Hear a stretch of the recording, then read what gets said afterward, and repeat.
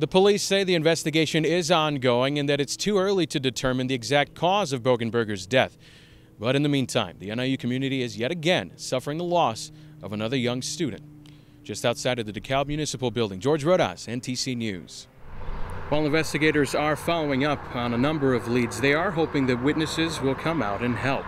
According to the AAA report, the Midwest is seeing the largest week-to-week decline in gas prices. Bad news for families searching for the truth as they struggle to find closure. City officials say the station here will stay open during the renovations. It's because of other activities and other places to visit, like this children's playground. Thanks, guys. Well, we're here on the corner of First Street and Lincoln Highway, where a dozen or so protesters are on the corner, not only giving support to those veterans here on Veterans Day, they're also doing what many Americans are doing across the country. They are occupying DeKalb.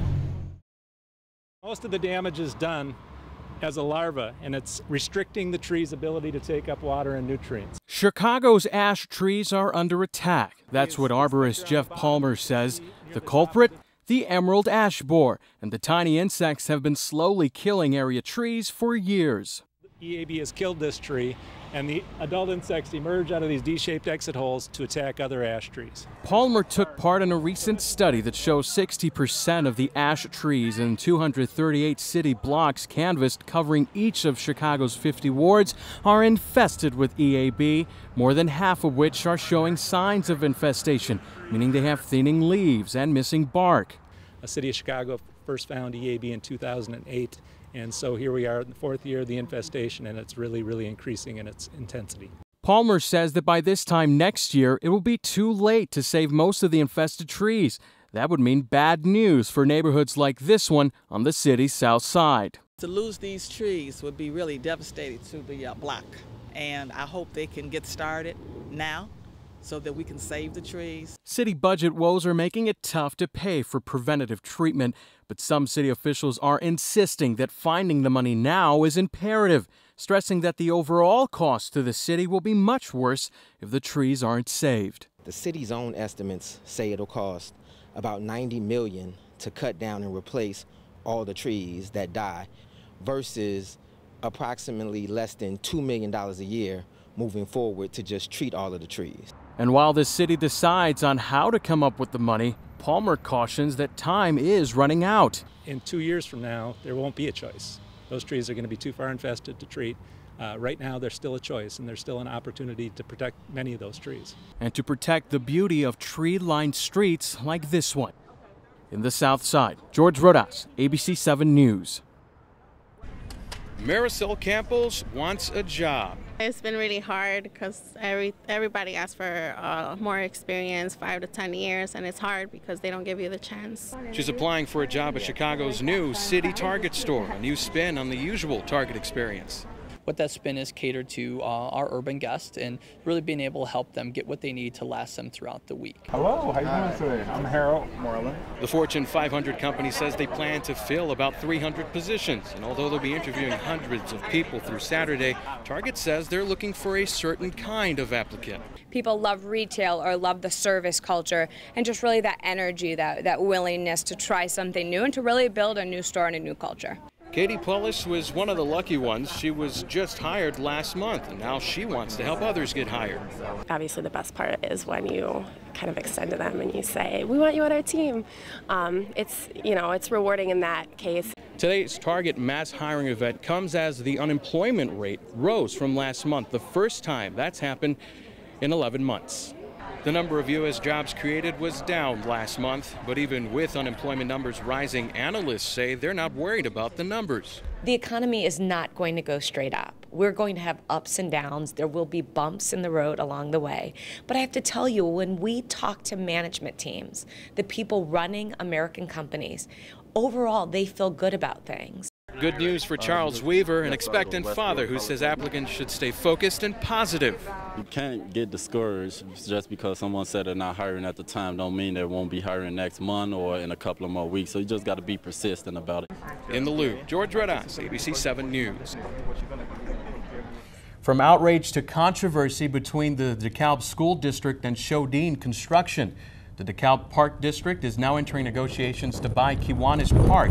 The first land swap option between Shodine and the school district was set to save the school from owing $42,000 a year in debt. But residents are worried that if Kiwanis Park is not owned by the Park District, it won't be safe. The DeKalb School District believes that they can reach an agreement in which all parties benefit equally. Negotiations on the future of the land swap remain open. Police are investigating a fire that happened on Friday at an abandoned house in Kingston. Police say that there was no power to the house at the time of the fire, and they don't know how it was caused, but they do suspect foul play. Anyone with information is encouraged to call Crime Stoppers at 815-895-3272. Now, we do have some breaking news in this story. The university has just informed us that they have informed the Pikes that they've been suspended. The fraternity is suspended. The status of the fraternity as a student organization has also been revoked for the duration of the investigation, which means they are not allowed to function as a student organization on or off campus. And again, this is for the duration of the investigation. Now, NIU is holding a vigil for Bogenberger, remembering his life. The vigil is being held in the Carl Sandburg Auditorium this afternoon. And as we mentioned, he was found dead at the Pi Kappa Alpha frat house Friday morning. Evidence suggests that alcohol may have been the factor leading to his death. And if you're planning to vote before Election Day, there are some deadlines you need to be made aware of. November 1st, that's tomorrow, is the last day you can absentee vote by mail. This Saturday, November 3rd, is the last day to vote early. And everyone else who wants to vote on Election Day can do so between 6 a.m. and 7 p.m. A major scandal is rocking NIU. 9 university employees have been charged in a felony theft ring. These are some of their faces. Good evening. I'm Jorge Rodas. Thanks for joining us.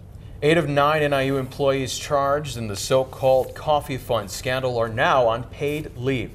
NIU has formally told them they are off the job with pay until the criminal case against them is over. That's going to cost about $2,000 a day for their salaries. Investigators say the employees operated a private slush fund they used for parties and gifts. The money came from university property that was sold for scrap to a metal company here in DeKalb.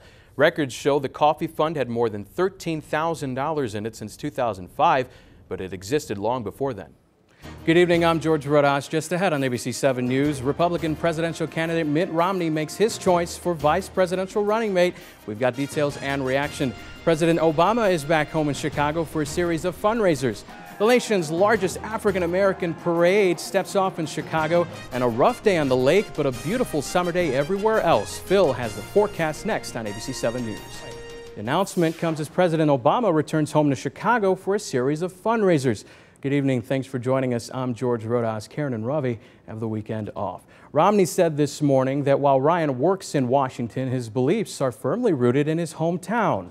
Paul is in public life for... A judge has set bond at $200,000 for a Chicago public school teacher accused of beating his dog to death. 25-year-old Derek Fierro is charged with aggravated cruelty to animals. Police say he called officers to his home early yesterday and told them what he had done.